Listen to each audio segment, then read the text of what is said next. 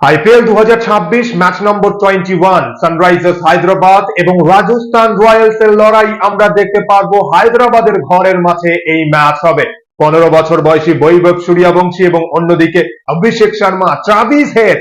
এই ম্যাচে কি তাহলে আমরা বিস্ফোরক ব্যাটিং পারফরমেন্স দেখতে পারবো দুই দলের ব্যাটসম্যানদের কাছ থেকে? 250 প্লাস নাকি 270 প্লাস নাকি 300 লোডিং? কেমন পিচে ম্যাচ হবে? পিচ নিয়ে কি আপডেট রয়েছে? দুই দলের শক্তিশালী একাদশ কেমন হবে? আমরা কি হায়দ্রাবাদের একাদশে পরিবর্তন দেখতে পারবো? কি আপডেট রয়েছে? দুই দলের হেড টু হেড রেকর্ড এবং মাঠের পরিসংখ্যান নিয়ে বিস্তারিতভাবে আপনাদের সঙ্গে আলোচনা করব। সানরাইজার্স হায়দ্রাবাদ ঘরের মাঠে কি কামব্যাক করবে নাকি টানা 5 ম্যাচে জয় পাবে বৈভব সূর্যবংশীর রাজস্থান রয়্যালস? এবং এই ম্যাচেও আমাদের প্রেডিকশনের সহজ 3টে প্রশ্ন রয়েছে। যাদের প্রেডিকশনের উত্তর সঠিক হবে তাদের মধ্যে থেকে লাকি দুজন পাবে নিজের পছন্দের আইপিএল দলের জার্সি।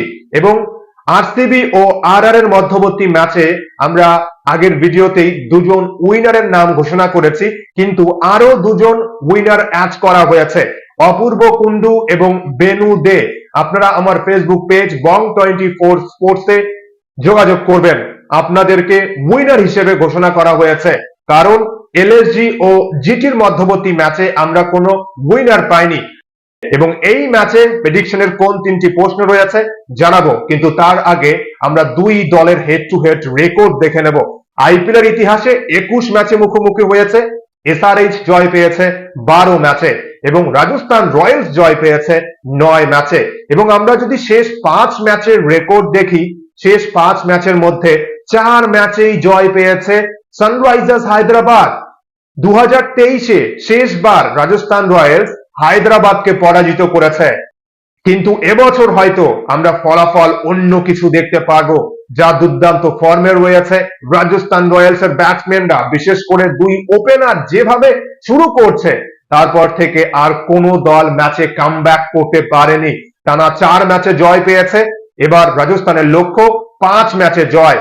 এবং 2025-এ রাজস্থান রয়্যালস এবং সানরাইজার্স হায়দ্রাবাদ যখন হায়দ্রাবাদের মাঠে মুখোমুখি হয়েছিল, আমরা কিন্তু হাই স্কোরিং ম্যাচ দেখেছি। 286 রান করেছিল হায়দ্রাবাদ এবং তার জবাবে রাজস্থান রয়্যালস 242 রান করেছিল। এবং পিচ নিয়ে কি আপডেট রয়েছে? কেমন পিচে ম্যাচ হবে? আইপিএল এ যে 12-13 ভেন্যুতে ম্যাচ হয় তার মধ্যে অন্যতম হাই স্কোরিং ভেন্যু হচ্ছে সানরাইজার্স হায়দ্রাবাদের হোম গ্রাউন্ড। অ্যাভারেজ 200-র অধিক অ্যাভারেজ এই ম্যাচে, সহজেই 200 রান হয়। এবং এই ম্যাচের পিচ নিয়ে যা আপডেট রয়েছে, পিচ নম্বর 3-এ ম্যাচ হবে।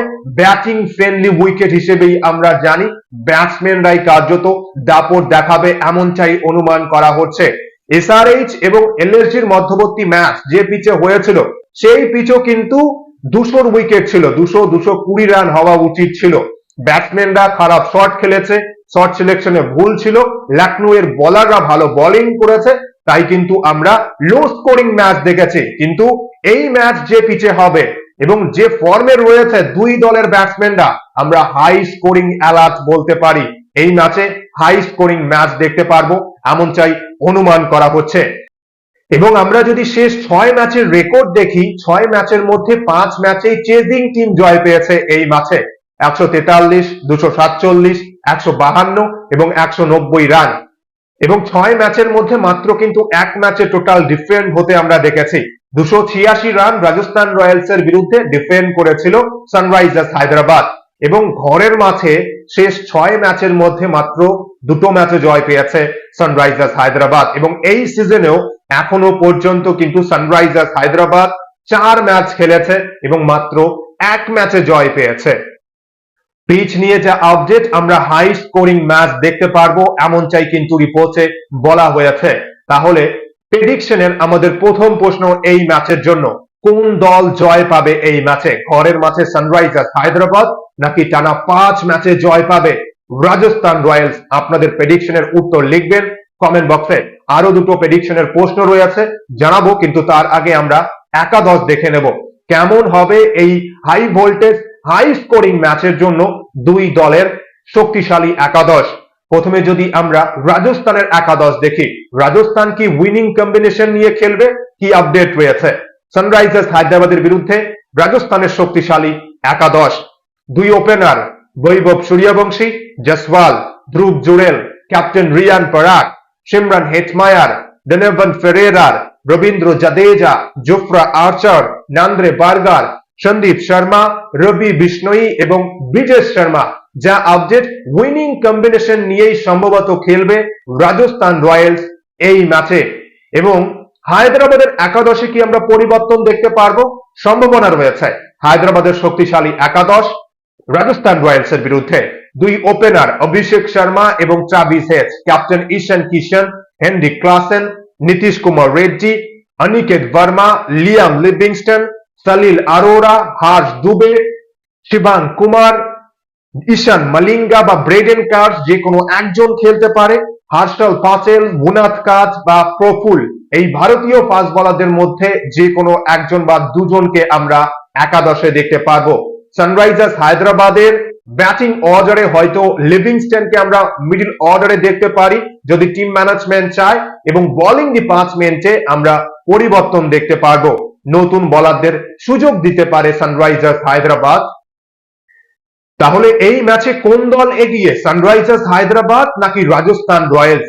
আমরা সকলেই জানি যে হায়দ্রাবাদের মূল শক্তি হায়দ্রাবাদের ব্যাটিং ডিপার্টমেন্ট, বিশেষ করে দুই ওপেনার যদি বিস্ফোরক স্টার্টিং করতে পারে তাহলে হায়দ্রাবাদ বড় স্কোর করতে পারে বা বড় স্কোর চেস করার ক্ষমতা রয়েছে। 70% ম্যাচে হায়দ্রাবাদ জয় পায় যদি অভিষেক শর্মা এবং ট্রাভিস হেড বিস্ফোরক মেজাজে স্টার্টিং করতে পারে বা বড় ইনিংস খেলতে পারে। পাঞ্জাব কিংসের বিরুদ্ধে কিন্তু 220 রান ডিফেন্ড করতে পারেনি হায়দ্রাবাদের এই বোলিং ডিপার্টমেন্ট, এবং 100 রানের আমরা কিন্তু পার্টনারশিপ দেখেছি ওপেনিং উইকেটেই। 120 রানের পার্টনারশিপ, পাওয়ার প্লের মধ্যেই 100 রান করেছে কিন্তু অভিষেক শর্মা এবং ট্রাভিস হেড পাঞ্জাব কিংসের বিরুদ্ধে। তাই চ্যালেঞ্জ হবে যে এই দুই ওপেনার যদি ভালো পারফরমেন্স করতে পারে, এরপর মিডল অর্ডার ব্যাটসম্যানরা ও ফিনিশাররা ভালো করতে পারলে সানরাইজার্স হায়দ্রাবাদের জন্য ভালো হবে। তা না হলে কিন্তু এই ম্যাচে এগিয়ে রয়েছে রাজস্থান রয়্যালস। রাজস্থান রয়্যালস এর বিশেষ করে মিডল অর্ডার এখনো পর্যন্ত সেভাবে পরীক্ষার মুখে পড়েনি, কেননা বৈভব সূর্যবংশী, জসওয়াল এবং ধ্রুব জুড়েল এই তিন ক্রিকেটার যেভাবে এখনো পর্যন্ত পারফরমেন্স করেছে প্রথম 4 ম্যাচে, বিশেষ করে পাওয়ার প্লের মধ্যেই দুই ওপেনার বৈভব সূর্যবংশী এবং যশস্বী জয়সওয়াল বিপক্ষ দলকে ব্যাকফুটে ফেলে দেয়। এরপর আর ব্যাকফুট থেকে কিন্তু ফ্রন্ট ফুটে বা কামব্যাক করতে পারে না বিপক্ষ দল। তাই চ্যালেঞ্জ হবে হায়দ্রাবাদের বোলারদের জন্য যে সূর্যবংশী এবং জয়সওয়ালকে যদি শুরুতেই আউট করতে পারে তাহলে ভালো, তা না হলে কিন্তু আমরা কি জানি সকলেই যে সূর্যবংশী এবং জয়সওয়াল কি করতে পারে এবং তার সঙ্গে ধ্রুব জুড়েল কি দুর্দান্ত ফর্মে রয়েছে। মূল কথা, যে দলের টপ অর্ডার ভালো পারফরমেন্স করবে সেই দল বড় স্কোর করবে, সেই দল যে কোনো টোটাল চেস করার লক্ষ্যে এগিয়ে যাবে, এবং তার সঙ্গে যে দলের বোলাররা ভালো করতে পারবে, ভালো ফিল্ডিং দেখবো আমরা, সেই দল এই ম্যাচে এগিয়ে থাকবে এবং জয় পাবে। মূল লড়াই হবে দুই দলের টপ অর্ডার ব্যাটসম্যানদের মধ্যে। আশা করা হচ্ছে যে ভালো এক ম্যাচ আমরা দেখতে পারবো। কি মনে হচ্ছে আপনাদের? তাহলে এই ম্যাচে কোন দল জয় পাবে? ঘরের মাঠে সানরাইজার্স হায়দ্রাবাদ কামব্যাক করবে নাকি টানা 5 ম্যাচে জয় পাবে রাজস্থান রয়্যালস? এবং আরো এক ম্যাচে আমরা বিস্ফোরক ব্যাটিং পারফরমেন্স দেখতে পারবো বৈভব সূর্যবংশী এবং জয়সওয়ালের জুটির। এবার অভিষেক শর্মা এবং ট্রাভিস হেডের জুটি কেমন পারফরমেন্স করবে এবং সানরাইজার্স হায়দ্রাবাদের মিডল অর্ডার এবং ফিনিশাররা কেমন পারফরমেন্স করবে, চ্যালেঞ্জ হবে এই ম্যাচে। আপনাদের মতামত কি? এই ম্যাচে কোন দল এগিয়ে, কি মনে হচ্ছে আপনাদের? অবশ্যই জানাবেন কমেন্ট বক্সে। এবং আমাদের প্রেডিকশনের প্রথম প্রশ্ন ছিল কোন দল জয় পাবে, এবং প্রেডিকশনের দ্বিতীয় প্রশ্ন বৈভব সূর্যবংশী এই ম্যাচে কত স্কোর করবে, রান সংখ্যা প্রেডিক্ট করতে হবে। এবং আমাদের প্রেডিকশনের তৃতীয় প্রশ্ন অভিষেক শর্মা এই ম্যাচে কত স্কোর করবে, অভিষেক শর্মার রান সংখ্যা প্রেডিক্ট করতে হবে। যাদের প্রেডিকশনের উত্তর সঠিক হবে তাদের মধ্যে থেকে লাকি 2 জন পাবে নিজের পছন্দের আইপিএল দলের জার্সি। রান সংখ্যার ক্ষেত্রে কিন্তু 5 রান কম বা বেশি হলে আমরা সঠিক হিসেবে ধরে নেব। এবার আপনারা প্রেডিক্ট করুন কমেন্ট বক্সে এবং জিতে নিন আপনার পছন্দের আইপিএল দলের জার্সি। কিন্তু আশা করব যে দুই দলের ব্যাটিং ডিপার্টমেন্টই ভালো পারফরমেন্স করবে এবং আমরা হাড্ডাহাড্ডি লড়াইয়ের ম্যাচ দেখতে পারবো। ভিডিওটি ভালো লাগলে অবশ্যই লাইক, কমেন্ট ও সাবস্ক্রাইব করে খেলাধুলোর সমস্ত আপডেট পাওয়ার জন্য চ্যানেলটি সাবস্ক্রাইব করে বেল আইকনে প্রেস করবেন। আপনাদের প্রেডিকশনের উত্তর এবং ম্যাচ নিয়ে আপনাদের মূল্যবান মন্তব্য শেয়ার করবেন। অসংখ্য অসংখ্য ধন্যবাদ সকলকেই।